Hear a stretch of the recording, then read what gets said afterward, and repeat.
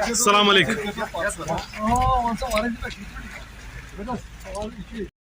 No, we have to commence work.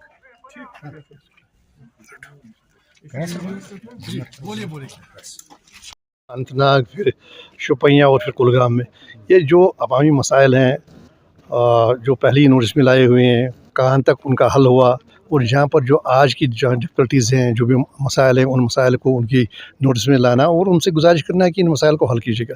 جیسے یہاں پر ابھی یہاں ڈیکنجسٹ کرنے کے لیے یہاں سے اڈوں کی منتقلی کی ہوئی ہے لیکن عوام کو مشکلات کا سامنا ہے.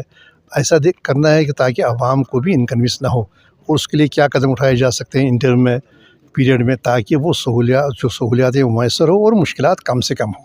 اسی طرح یہ اسٹوڈنٹس یاری پورہ سے باقی جگہ سے تو ان کو وہاں پر ڈراپ کیا جائے تاکہ ان کو یہاں سے کسی اور جو بس اڈے ہے وہاں سے ان کو مشکلات ہوتی ہیں وہاں کالج تک جو فاصلہ ہے وہ طے کرنے میں.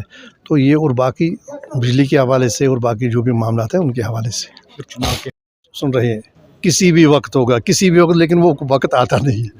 جب ہی اس کا اعلان ہوگا جو جموں کشمیر نیشنل کانفرنس یہ کوئی سیاسی پارٹی نہیں ہے یہ ایک تحریک ہے. یہ یا 1931 سے افق پر ہے سیاسی افق پر.